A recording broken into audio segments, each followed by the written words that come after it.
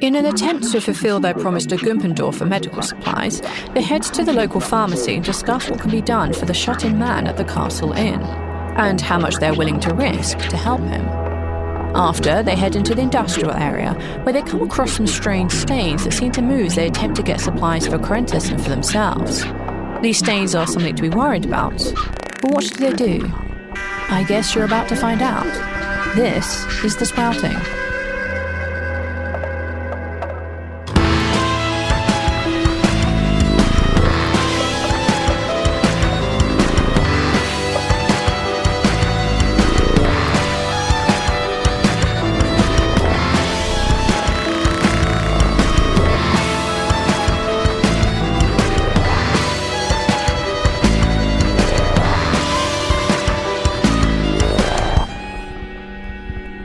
Ch.4, Stagnation Disturbed, Part 3. The four of you are outside of the material warehouse. What would you like to do, Sully? Sully has an idea.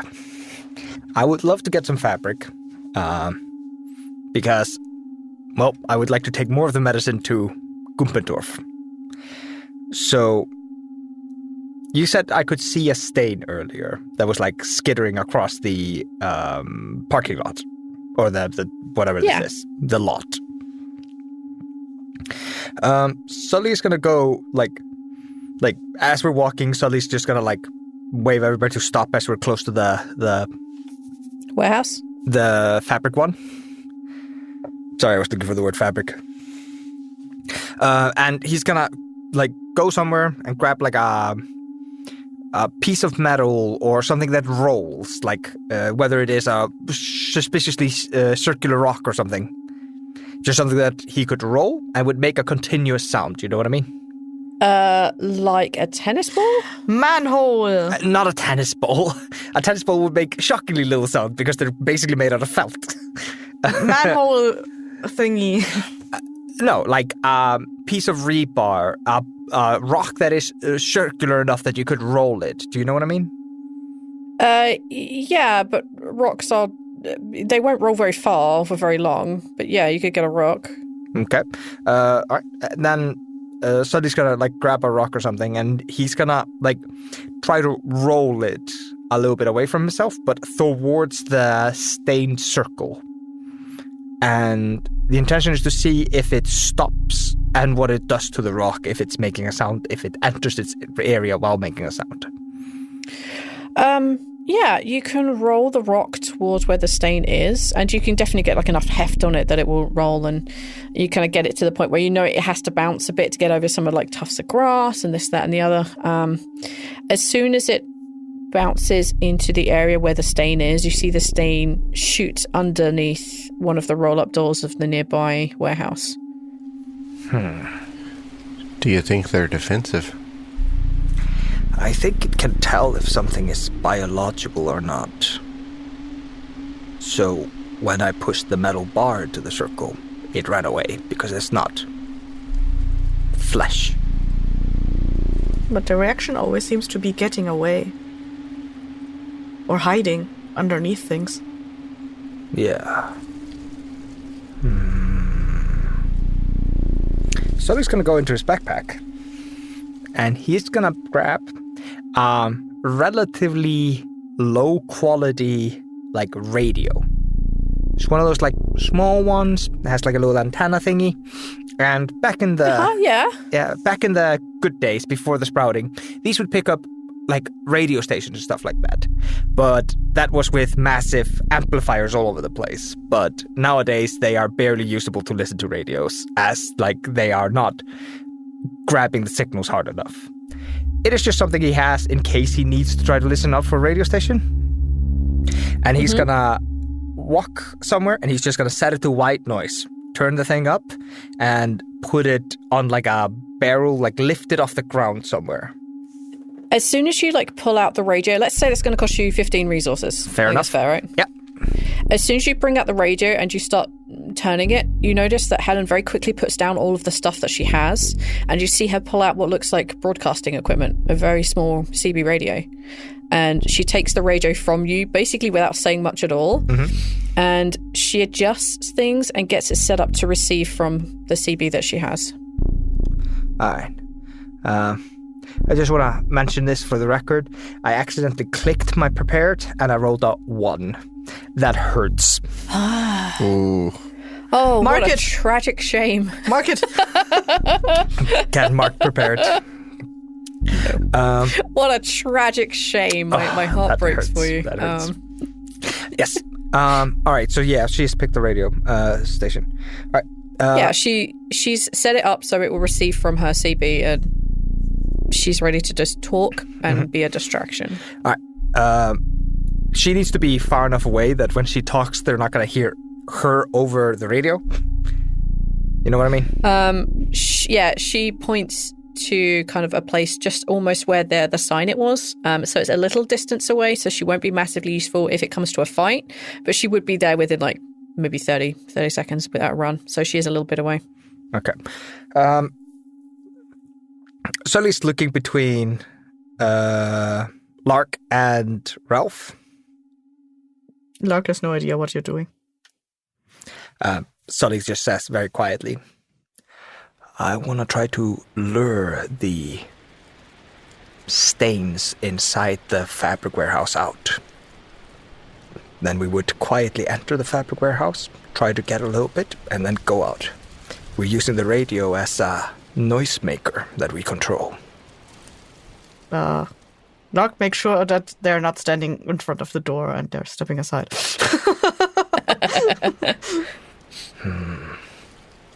Question is, do we all 3 go in? Do just 2 people go in? What's the best plan? 1 person keeping watch. 1 person comes in with me. That seems fine. Lark, you're keeping watch. Sully's gonna bend down and gives Lark a rock. Chuck that as hard as you can at the side of the building if the circles start moving towards us. That should be audible enough that we notice it, and you don't have to make a noise, and the stains won't go for you. Okay. Are there any windows on the warehouse? Mm-mm. Okay. No. Is this like a metal warehouse thingy? Like a metal exterior? Or is it stone? So it's stone, it's brick. It has like a metal roller door, like a garage door, and it has like a normal door that you would... you don't want to pull up the garage door every time you want to go inside your building. That's just ridiculous. So, but it doesn't have any windows that you can see. Okay. Now, I am not good at stealth now that I look at it. Okay, I'm actually okay at it. Okay. So, as I understand it, Lark is staying outside with a rock to throw in case things come from the outside, and Ralph and Sully are going inside. And the intention is to set up radios, kind of not super closest, but close enough to the door that we could maybe lure the stains outside. And the intention of Lark having the stone is just to warn you. Yes. So if you start, noise. Yeah. So if you start seeing the stains start heading back inside, you can throw the rock and you can make a noise and without talking. Because the problem is if you yell, guys, it's coming inside, you're dead. Right. So your plan is to set the radio outside and draw them outside. Yes. Okay. So Sully's going to go over towards the warehouse and he's going to pull the door open and then he's going to hold the radio up and he's going to signal to Helen to start making a little bit of noise. And then he's just going to keep backing away from the warehouse, hoping to see them lured out. Yes, I will insert some babble that you can play underneath later. So I don't need to talk all the way through this. I will insert something later of roughly the right length. Fantastic. Yeah. She begins talking and it's like she's describing something. Insert sounds here. The Appleton terms and... That's good. She would have seen it. She's trying to do it from memory because it's a thing that she's seen recently and has the longest list. So she's trying to recite the Appleton congratulations thing, terms and conditions from memory. That's horrifying. Yeah. Okay, yeah. Yeah, that's what she's up to. Any reactions on the stains? Yeah. How well does this go for me? You opening the door, setting the radio a little distance outside, and you guys are obviously going to retreat back, otherwise you're just going to be in their path. It takes a few moments, and you think, like, no, that can't. Maybe this is just an illusion. Maybe nothing happened. And then you see 3 dark stains very quickly just shoot across the door ledge, across the ground, and encircle the radio noisemaker that you have set up. They seem to be moving and dancing around it. Are any of you looking at it beyond just the, oh shit, it's there, okay, great, yep, moving on? Or are you just going to give it a minute to see exactly what's happening here? Yeah, like, let's say the radio noisemaker is about, like, 5 to 10 meters away from the door. That way the stains won't be too close to the door where we have to go in. And, yeah, Sully's definitely, like, Sully's not going to run in as soon as the things come out. Like, he is watching them, and we're going to play around with this a little bit before we go in. Yeah. And Lark is also, like, keep making sure that they, like, seeing if they have, like, a pattern in which they circle to make sure if they break that pattern that when the two of them are inside that they can react quickly enough.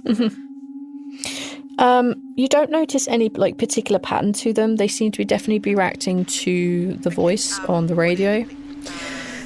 As you look at them for a moment or two to kind of gauge what's going on with them, like how interested in the radio, how like they are to stay there, you notice that the 3 stains that have encircled this thing and are, like, climbing up and around the radio and over the antenna and covering the dial and going underneath and all around it, you see, as you look at them, each of them slowly begin to shift and change until you see 3 large mouths with long pointed teeth that seem to be trying to eat and attack the radio. And each of them begins to echo back some of the noises that are on the radio. And then they begin to use Helen's voice on the radio, giving her words that she'd never had before. You hear her calling out for help. You hear her saying, I found something, come quickly, and, oh, hey, I didn't realize you were there. You hear lots of calls and noises that would clearly be attracting people that she would be with if she was here. I'd like all of you to roll a sanity check, please. Shit! Oh my god! Oh, that's close. I did a bad job. No, Neil. You did a oopsie. Oh. I failed. Oh, I'm sorry. For those of you who succeeded, you take 1 point of sanity damage. And for those of you who failed, you take 2. Oh, okay. But otherwise, these smiling shadows that seem to be trying to attack this inorganic thing continue to speak and continue to attack the radio, but they don't seem interested in the 3 of you. Them attacking the radio, are they, like, chipping away at the cheap plastic? Like, are they? Yeah, it looks like they're trying to, like, eat their way through it. Like, you can definitely see, like, if you give it just, like, a tiny bit more attention, you can see that the antenna, or, like, the metal part of that is, like, you see a little tiny spark or a little kind of, like, dent suddenly appear in it. You can see that the plastic that's covering, like, the dials of showing you where on the frequency it is, you can see that now too has, like, scratches and attachments on it. Yeah, you think this radio will hold up for a while, but it's not going to hold up forever.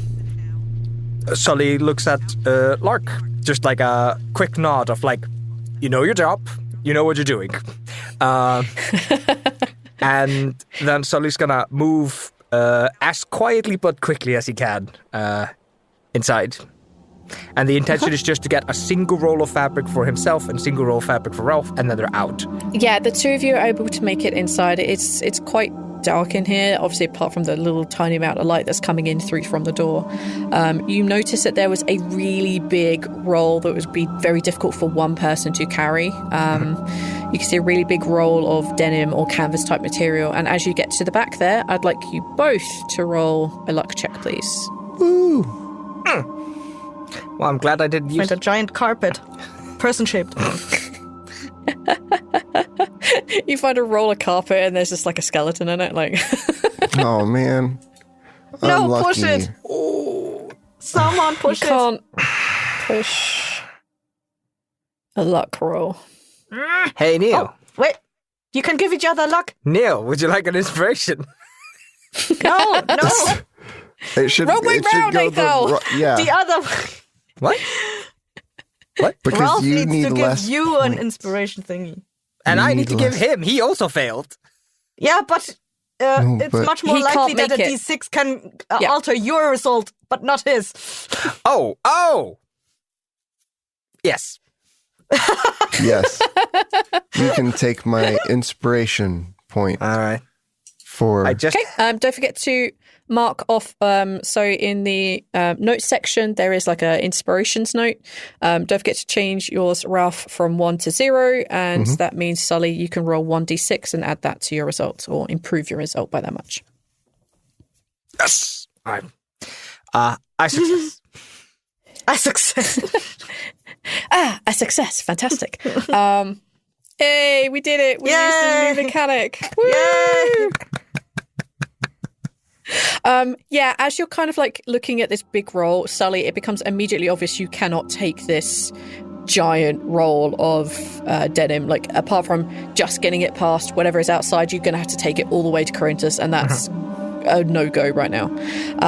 But as you're kind of like looking around in annoyance, and as you turn around, you see, like in the back on one of these other shelves, like quite high up, you see this large box that looks like it's unopened. It still has like the cellophane and wrapping on it, and you can clearly says that on the side. It says, Velcro. 5 grey canvas jackets, and those are exactly the sort of thing that you would want. All right. Yep. Did you say it was a crate? Yeah, it's just a box. So it's like a really big cardboard box. It's like, it's lumbersome for one person, but it's gonna be light. Yeah. It's like getting out the door is gonna be a bastard, but like you could do it. Yeah. And it is the only thing that you can see very quickly in view. Yeah. Yeah. Then Sully's just gonna point to that, and he's gonna like try to lift it up and pull it out without dragging too much. You know what I mean? And then it's light, cumbersome. No, and then he hands up like half of it to, like one side of it to Ralph to carry. Ralph will do his best. I will carry it as much as I can. Yeah, I think between the two of you, you're very easily able to grab the box and begin to make your way outside. Lark. Yeah. Can I have you roll either?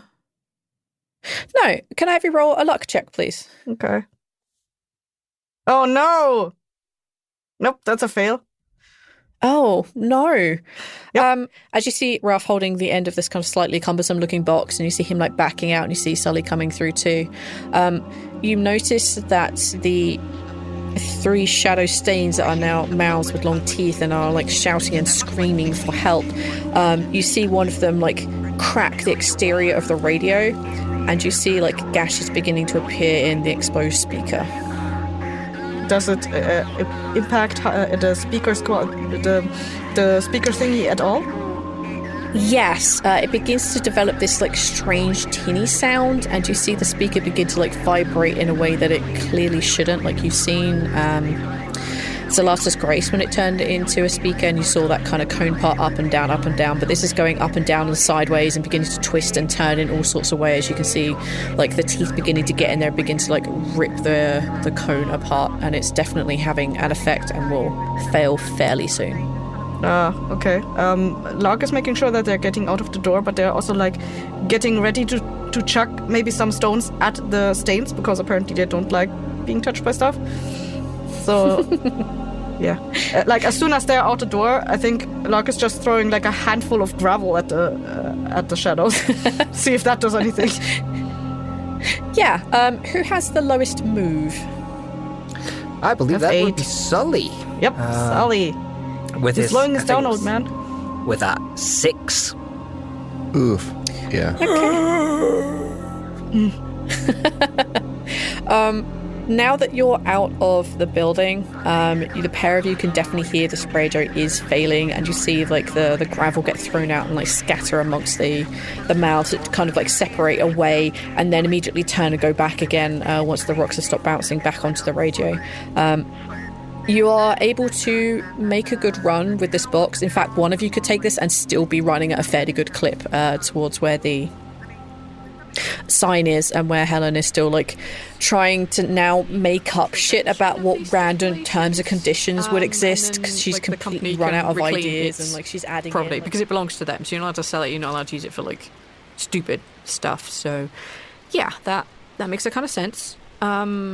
Yeah, so no selling, no criminals. Some random descriptions. Okay, what else and she doesn't stop as soon as you guys start running towards her and she notices that you're there. She picks up her gear and she just keeps walking with you.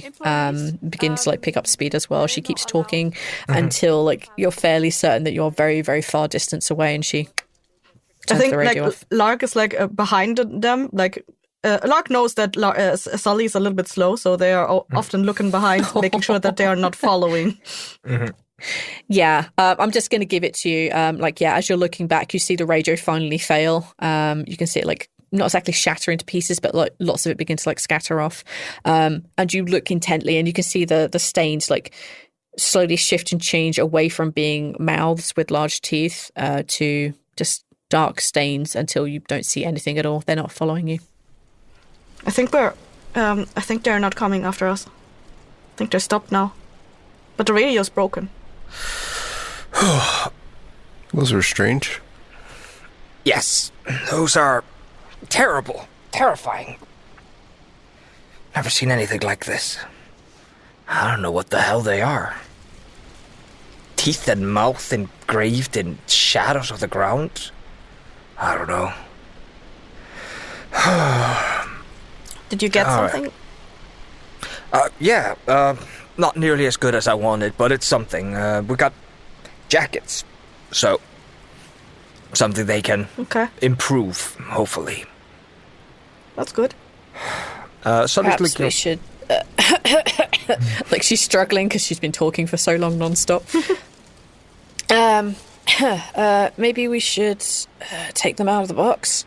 Might make them a little easier to carry. Yeah. Sully's looking around for, like, I'm assuming somewhere before you get into the warehouse district, there's a big street sign. What are you looking for exactly? Sully wants to put up a warning. Because currently the warning is on outside one of the buildings. We know these are at all the buildings now, or they, like, travel around, so... and danger stains. Yeah, we need to do the same for the spring thing. Yes. Yeah. I'd say that, partway along the road, like, you do see, like, another, like, kind of like a repeater sign of, like, you could only go 50 kilometers or whatever the speed thing is. You see one of those, and you could definitely spray something on those. And, like, I think if you're worried about putting signs up around the spring, there would definitely be very similar repeating signs, but probably for, like, a school crossing or a bus stop sign. So you could definitely put a marking there on your way out of town as well, Ralph, like, to warn people about springs. That's definitely a doable thing. Yeah.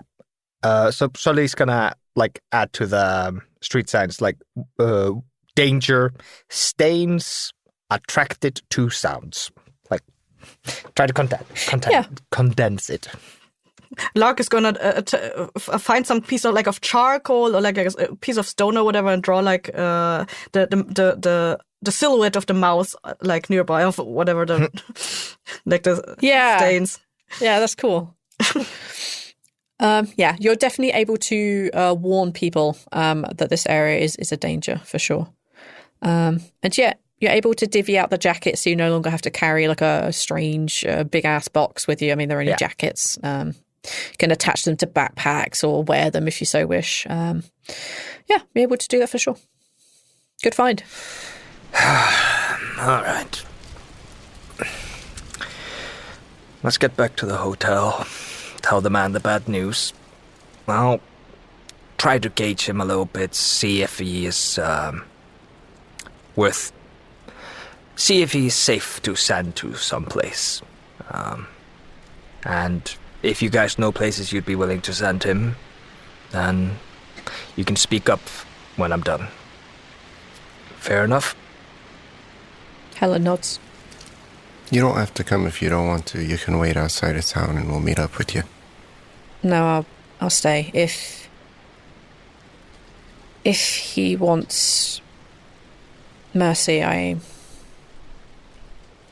think we should better offer that, and if it comes to it, I'll do it.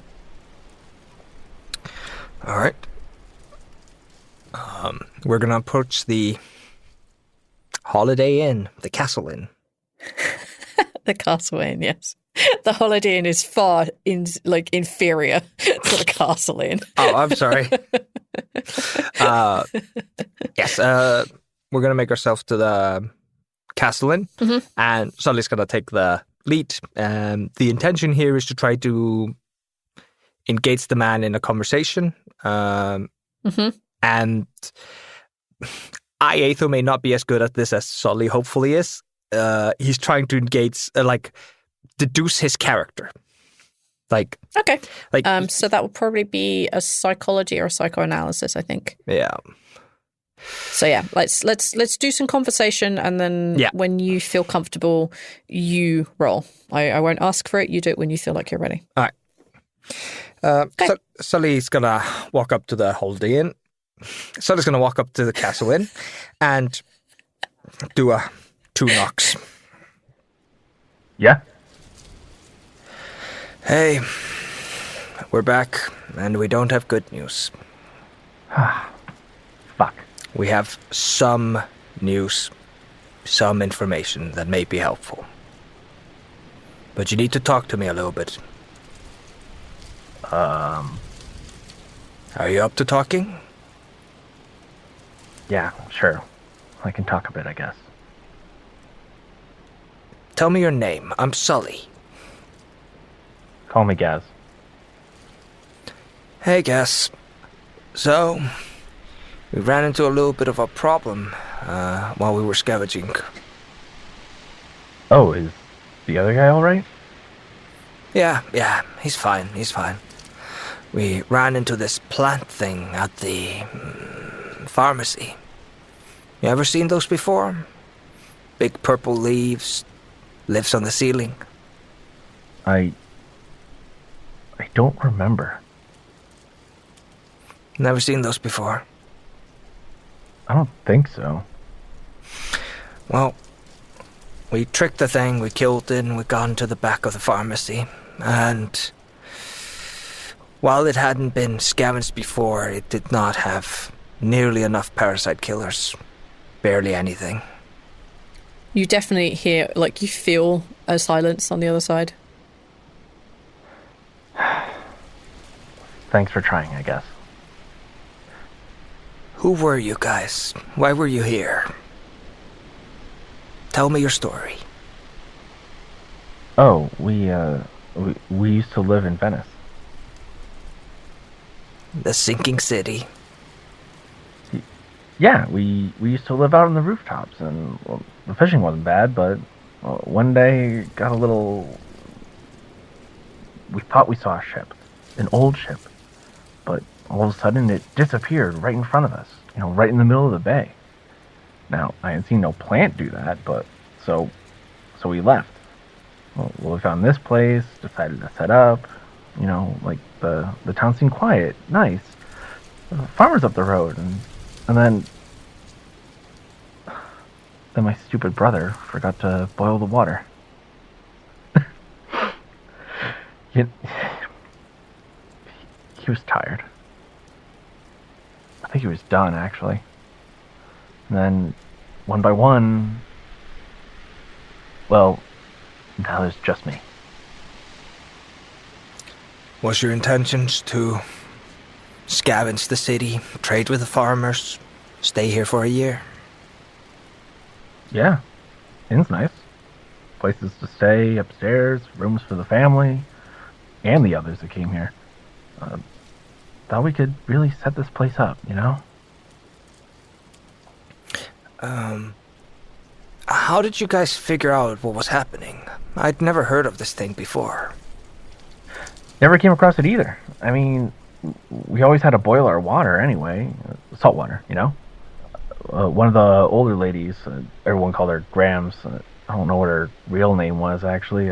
Everyone just called her Grams, you know. Her eyes started going a little green, and she started forgetting stuff. And she spent a lot of time outside in the sun, just looking up. And when we called to her one day, she wasn't there. Like there's nothing behind the eyes, you know. There's something else. When we found her, she was in a bubble of water up in the brook, and then it happened again, and again. So when people went outside, it got worse.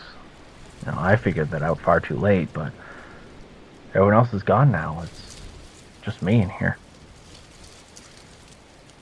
Gus, do you have any particular skills? Any kind of skill set? Because while the damage is irreversible, you have stopped it by doing what you've done. What are you good at, Gas? Ah, come on, man. What was your job? I was a fisherman. I was trying to learn how to be a farmer, but there ain't no fish here, and I'm certainly no farmer. All right. Psychology. Okay. I'm just, is he trying to downplay his past? Is he trying to sympathize me? Or is he just telling the genuine truth? Okay. God fucking damn it. That's 20 over. I'm not using luck on that. You get the feeling that he is not telling you something, but you don't know why. It might be shame. It might be, hey, you've offered me a chance to save myself, and if I just make myself sound like a fisherman, or it could be, hey, I had to kill everyone around me because I thought they were going to turn into water creatures. You don't know what he's hiding from you, but you know he's not saying something. Yeah. What is your... Hold on. God, you have such a good shot at psychology, too. I know. I was going to say Ralph is listening in, but I have no shot. Nope. Neither does Lark. I looked up what the insight skill for Call of Cthulhu was, and then I dumped some points into that. I've got a 34 in it, but I don't know. Should we try anyway on the off chance that we do notice something? I think that's fair because you two aren't involved in the conversation, so you may pick up things like, oh, if he responded like this, but Sully got carried away with a thought. So I think it's fine that you guys can try. I have no hope, but here we go. Nope. But you waste that. Oh no. Sully could have used that. No, Ralph could have used that. See, if I rolled 72, I would have fucking locked it down, but goddamn it. Well, that's not. Helen was not much success either. Gas, help me save you. What are you good at? Tell me. What do you want from me? I can fish, man. That's all I was ever good at. I can just fish. But I can fillet a fish faster than you can get undressed. That ain't a high bar to set at my age. You what, pushing 40? A little bit above that.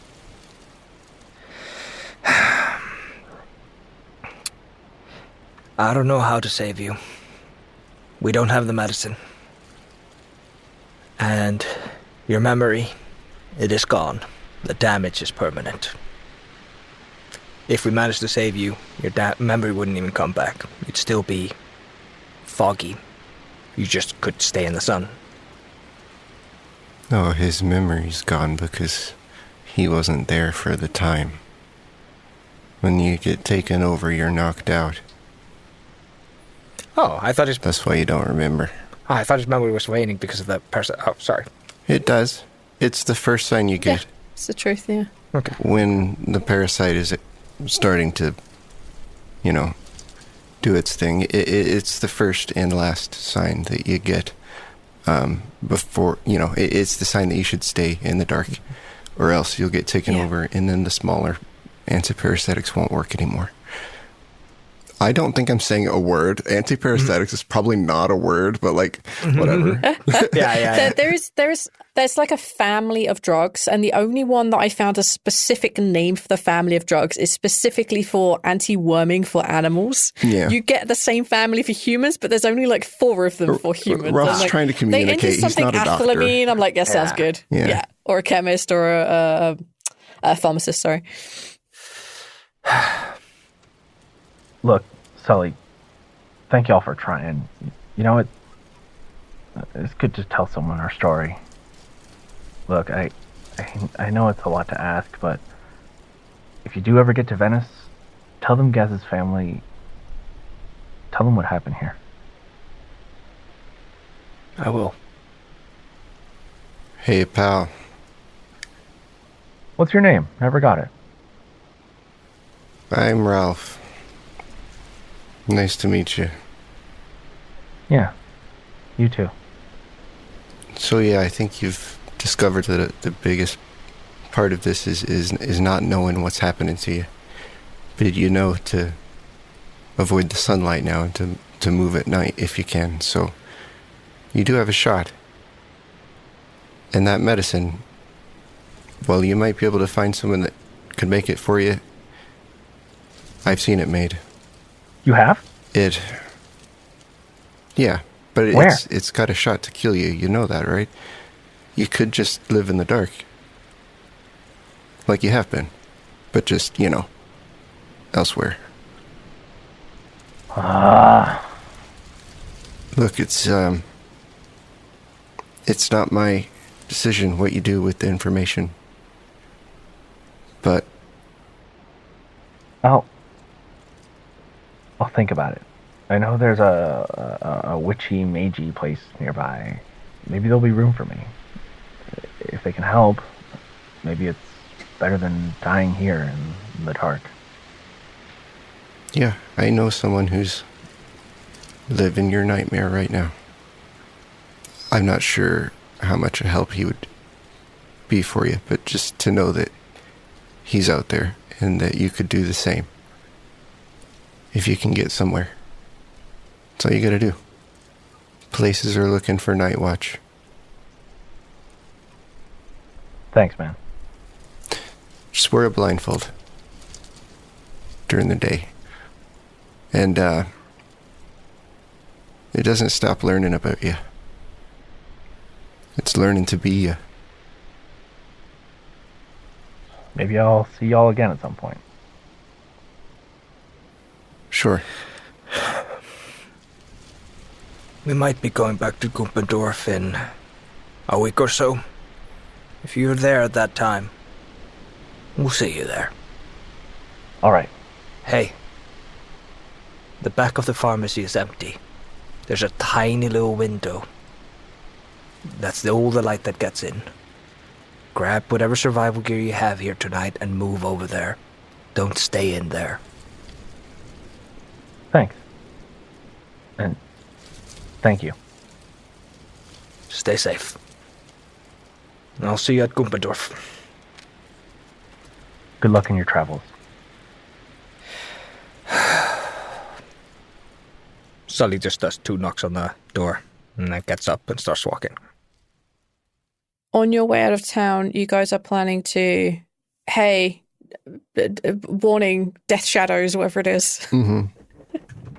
Death stains, yes. You're definitely able to mark along like some of the walls and definitely have to mark some of the big signposts, especially when you get to the roundabout. Like there are some signs still on there. You're definitely easily able to like make a pointer to the right-hand side, like, death shadows, be careful, springs, be careful. Like you're definitely able to put that and warn folks. I'm assuming you're going to continue your journey to Corinthus. Yes, we spent a lot less time here than I expected. You would definitely be able to make it kind of maybe half an hour after. Like Sully's been there before, like once or twice. So it's definitely like you have to get a wiggle on and you're going to have to eat on the move, but you could probably get there like half an hour after dark. Yeah. As like you could make it there. It's doable. We're going to hustle. Yeah. Who's taking point? Sully. Okay. I think if we're trying to hurry up, I think Sully would genuinely appreciate if somebody would like lighten some of his load. Like he can just hand you like a bit of his backpack. Yeah. Rolf can take over a limited amount of that before his shoulder probably starts to bother him. So, but he will. I mean, Lark can take a little bit of, but they have their own backpack too. Yeah. Oh, of course. Like, Sully's not expecting to have no backpack. He's just like, all right, let me redistribute some of this. I am by far the slowest one. I'm slowing everybody down. So if I can get a little bit of this off me, that might help us speed up a little bit. You have gained almost an entire, like, very big, heavy backpack full of medication. Yeah. And you also have 5 extra jackets than when you arrive. So, like, and you also have a CB radio and new solar panels. So, like, this is a difficult walk for all of you, but I'm going to say you're going to be able to hustle enough, especially if you choose to eat on the road. Like, Except I think that's Sully fine. lost the radio. Yes, my Sully. My, oh no, my tiny piece of shit Mickey Mouse radio. It's okay. You have a much better CB radio now. It's totally fine. Which is currently unplugged and broadcasting because that's what wasted the limited battery that came with it. Mm-hmm. Does anyone want to say or question or discuss anything as you walk? Because I definitely have things. Did we store away the Carrack particles yet? No, we have not had time. Shit, That's like the one thing though, like that we were supposed to do. So the one reason we have Helen with us. Sully got distracted by the parasite guy. Everything. At some point, Sully's just gonna pick a moment when we're traveling, and like I would assume he's just gonna wait until there's like a very obvious landmark, something that he can locate again. Like you know what? I already mentioned that there was a bus stop, and like a public toilets. So yeah, as you're walking along, you see like another set of bus stops, one either side of the road, and you see there's like a really tiny little fuel station, like the self-service ones. Yeah. But there is a toilet block at the back of that, so like you could hide them in this area for sure. Yeah, I think Sully's gonna like just grab a piece of cloth, wrap the Carrack particle in it, and just like, you guys keep an eye on her. I'm gonna find a place to keep this. And then he starts working towards the toilets. Yeah. I'm gonna say, yeah, you'll find out a good enough place to hide them. Yeah.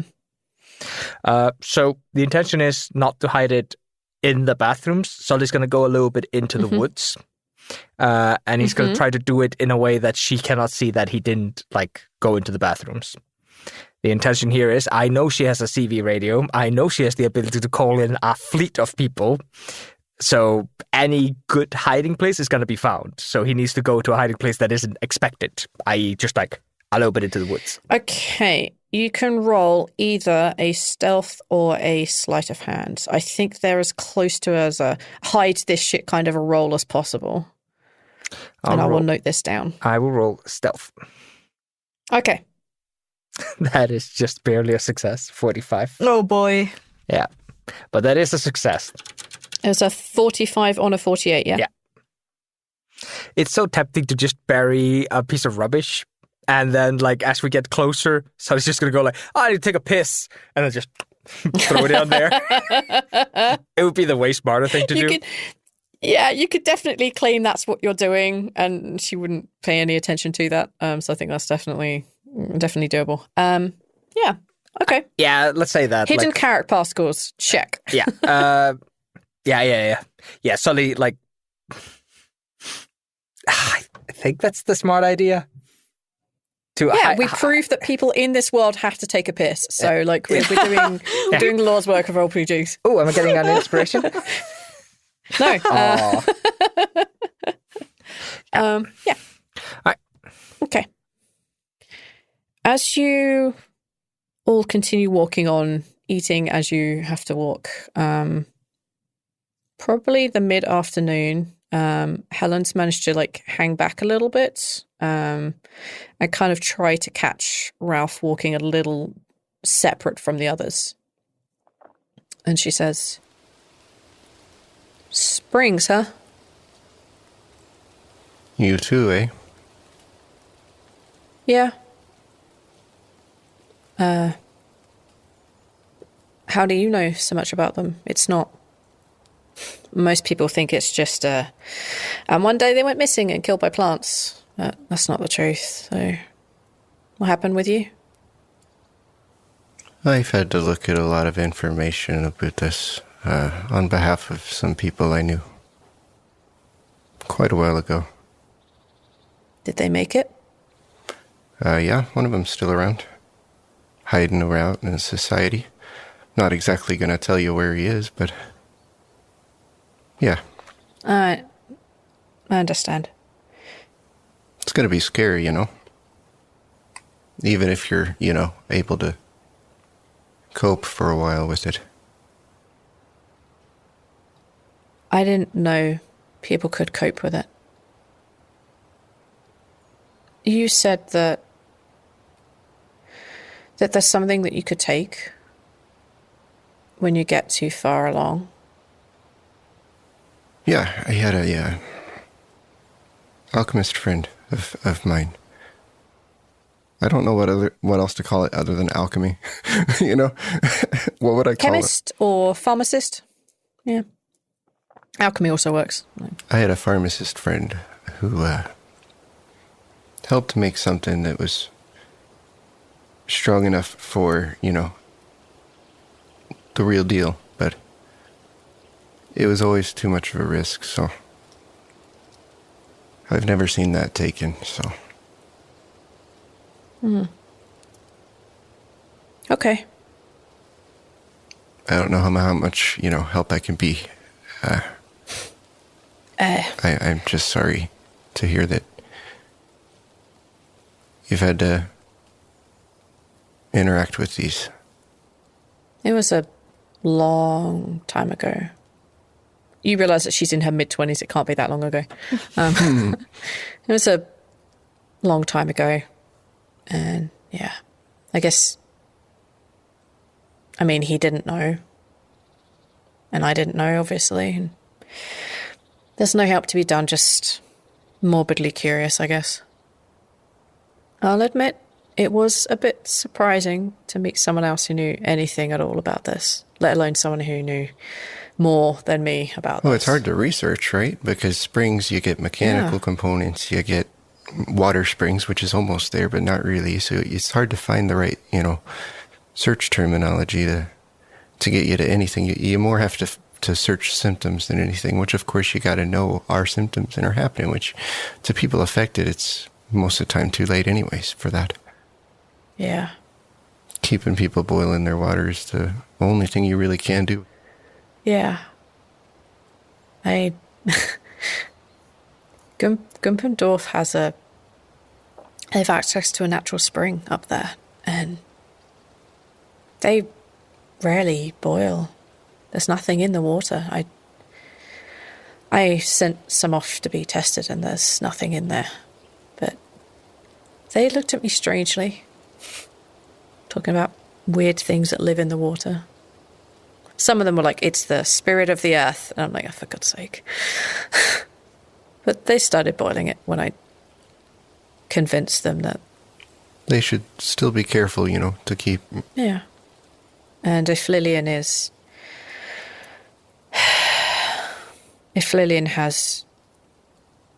not been as honest with Gumpendorf as she made out, then it only takes one. What did Lillian tell Gumpendorf? What exactly is Lillian up to? I didn't really speak with her much. People are difficult. Languages are easy. People are difficult. Well, what is it she could have lied about that would be a risk to them? She brought them things, supplies, and if those supplies are tainted in any way. Anything magic? I wouldn't know, Ralph. I wouldn't know. I didn't speak to her much. She seemed polite, but Aramathea is a little worried, you know.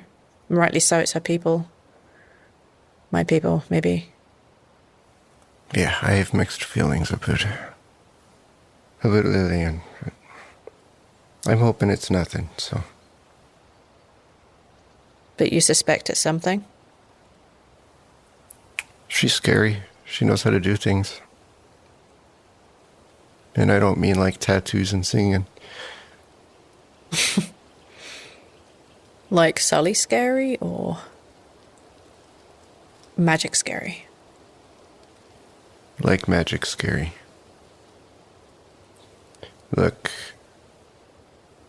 I'm trying not to be the guy that tells on Lillian, but I'm also, you know, eager to keep people like Caribou cautious.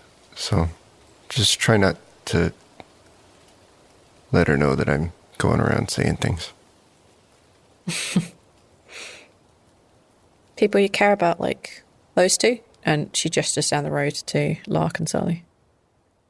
I imagine in that moment, Sully is like wording out like a sign for Lark.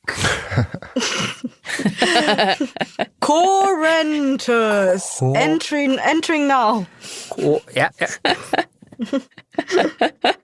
Welcome. For sure, you guys are Corentus. The sun is beginning to set. You got there a little early. La la la la. That's beautiful. It's like one of those signs that's like entering Corentus in 10 miles or whatever. Yeah.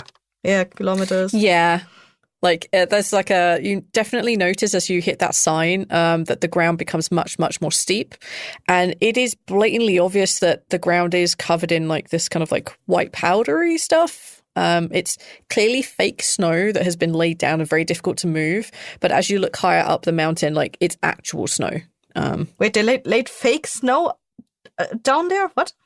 Yeah, so like you can get like sheets of like fake snow and like rocks of like giant fake rock snow things. So like this is all laid around the bottom because it's a fake. It's an old ski slope. So like fake plastic. Probably sun bleached to shit paper now. mache thingies. Yeah, like you're probably like a good like maybe 2 hours to get up to where you need to go, and the incline starts now. But it's like you can see like some of the old like ski lifts. Thank you. You can see some of the old ski lifts. The poles, at least, are still up there. There are definitely nothing still hanging. There's definitely no like carriages or ropes up there or anything or chains, cables up there at all. But like you can still see some of the old remnants, and you can see up ahead. Like you think you can see some of the buildings, but like maybe it's just like the way the light is falling between the trees right now. You're not entirely sure. So you have people you care about beyond those two? Well, I mean, in general, I enjoy getting out and, and talking with people. I'm not just getting out for the sun. Getting out, you have a base? A safe place, right? Good. Everyone should have some sort of safe place. Yeah. Why are you in Goopendorf? Why is that your safe space away from, I assume, where you usually do business? Whatever it is you do. She kind of like looks up at like Lark and Sully, who's like a little bit ahead, and you notice that she's like picking up speed a little bit so that everyone can hear. And she says, Gumpendorf is a safe place for me. I monitor the radio frequencies. There are frequencies that sometimes drift across. There are frequencies that sometimes drift across the cradle that don't come from the cradle, and they're from much further south to the north, a little bit to the west, and there are languages that most people don't understand. And I grew up in a place that spoke 3 languages growing up. One parent did one parent did the other, and we spoke tourist. So that's what you're doing for him. You're just collecting all the information that comes through a point further away than they can reach. Yeah. You can send any old radio operator there, but if they don't speak Mandarin, then they don't know what they're listening to. And I'm pretty good at fixing radios when they need to be. And I learned some frequencies are magically encrypted. It's probably the best way to describe them. Like the one that I gave you guys, and she's definitely speaking at the two of you at the front, to give to Bree, and no one can trace them or locate them. And that's my job. I listen out for information and I pass it on. I monitor the cradle's frequencies too, the ones that are from our area. All sorts of things happen and it's good to know, good to be aware. And, well, with Sleepy Street down, and they're not very friendly for people who aren't from Sleepy Street to access the radio, so that kind of doesn't really work for me. But Gumpendorf had a radio tower right in the middle of the cradle, and they let me fix it up, and it was good. It's a good place. And they're good people. Well, I hope you're able to work out something mutual with them to, be able to continue what you're doing. Sounds all right. They don't know. Oh, I know. A lot of, and she definitely says this very pointedly, there's a lot of people who just instantly don't trust the government, so I try not to give away who I am. Is there any reason why? Something happened after the sprouting, and people were very upset at the government, and then they worked in the shadows for a while, and then something else happened. I don't know what, it was before my time, and then people really didn't like them. And, it's the same with any place that gets big. More people flock to you, and people demand more resources than you're able to give. I mean, the collective is no different right now. They're too big, they can't support the people they have. They change their focus. So the government makes sure we don't get to that point. And if you know someone from the government, then it's a lot easier to try and find out where we're based. Interesting. Yeah. I mean, I wouldn't have told you guys. Well, I got a little bit surprised when someone dumped as much as they did in my lap. So I wasn't exactly covert trained. Yeah, I didn't mean to bring a whole investigation, over to you. Not really my intent. I understand. I mean, it probably does me good to get out of the radio room once in a while and remember what the real world looks like. But I did it all again. I definitely preferred that you had not shown me that. Yeah, the two of you were really, you're really up in arms about that. Yeah. I know the vague gist of stuff, what I've learned from my time with the government. I know that whenever it was mentioned, people freaked out and they were like, oh, this is the new, coolest, greatest thing. But yeah, it's definitely above my pay grade, buddy. Well, I don't know the intent of a collective government, but Sully seems to have good intentions for, everyone as a whole. So Can you roll a persuade for me, please? Oh, yeah? Oh, yeah? Sully's just hoping I'm ready to dump all my luck, but I'm not. Thank you, buddy. Watch me fail this. Thank you, buddy. Watch me fail this while saying nice things about you. No, don't fail it. What Neil, is it? Don't. Neil, no, Neil, no. Persuasion. Oh, yeah, I'm not crazy good at that. Good enough. Turn on the bots. Make that a low roll. Let her look at Oti. Have Oti tell her that it's the Make Sully's Oti not do an a little asshole. dance. It requires 11 points. I would This is only a... This is a call that only all of you can decide. Or I can offer you to push the roll, or I can offer you an Eldritch Bargain. Do not push the roll. These are all the things I can do. If you push the roll and you fail it, which is basically 2 and 3... She'll hate him forever. She'll be like, oh, these bitches are like playing me. All right. I think it's important that everyone here begins to warm up to one another. And Rolf doesn't like the tense scene between people that he wants to think can work together, even though I don't know anything about the government. So, I'm going to go ahead and spend the 11 points because I suddenly have a lot of sanity. And I think that us working together on a long distance traveling thing and her being able to find something in this little bit of, hey, I trust this guy is important. So I'll do the 11 points of luck. You're a man of culture, Ralph. That. Yes. Woo. Definitely applauses on that. Good job, Neil. As you say that, you see her look up at Sully, who's like, I guess heroically struggling up the hill as fast as he can with all his backpack shit on. She nods at you, and I think that's a good point. While all of you are struggling up the hill, to bypass that by ending the episode. Yeah! Woo! The struggle is real.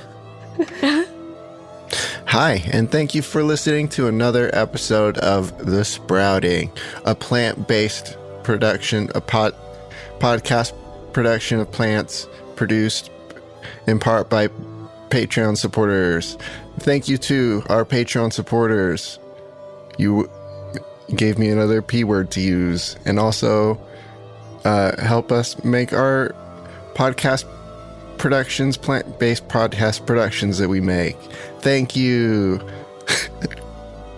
Speaking of patron supporters, big thanks to Peregrine for the name Gazgamel used in this episode. See? You helped. Thank you. If you haven't checked our Patreon page to see how your support might be able to help us produce a show and give you great benefits as well, check out our Patreon, where you can get ad-free access to all of our shows for only a base subscription of $1. It helps us out a lot, and it helps you not have to listen to terrible ads. Not that our ads are terrible. You should buy whatever they told you to buy, but you wouldn't have to have heard them to be obligated to then go purchase them if you give us $1. Thank you to all of our patron supporters. You can find us on patreon.com/Blighthouse. Seriously, big thanks to all of our Patreon supporters. You guys make all of these things possible for us. We wouldn't have been able to do this for, as long as we've been doing this, including TLD and all that. So thank you all for giving us your support. It really means the world to us. If you would like to hear V's extended terms and conditions that were read over the radio by Helen during the scene in this episode, you can also find those when this releases on our Patreon. It's a much longer file than I needed, so thank you, V. If you want to hear the Helena's babblings, you can find them on Patreon. Thank you all for listening to the episode. Big thanks again to patrons. We really appreciate you. And here is an ad for a show that you might check out called That Cthulhu John. Thank you all for listening. See you next episode. Bye. Are you ready for a journey into the unknown recesses of what lies beyond your perception? Where's my fucking aunt? I never even got to meet up with her that night. How did you find the blood then? Will you heed the call of Cthulhu? That's not true. Cthulhu is sleeping. We are That Cthulhu John, a real play 7th edition Call of Cthulhu podcast. I'm a Navy gravy baby. Join us for mystery and the mind-bending atrocities of the uncaring cosmic mythos. Stuffs that thing in there, kicks the body in the face, make sure her trunk closes. Try to keep your bearings if you must, But sanity is overrated.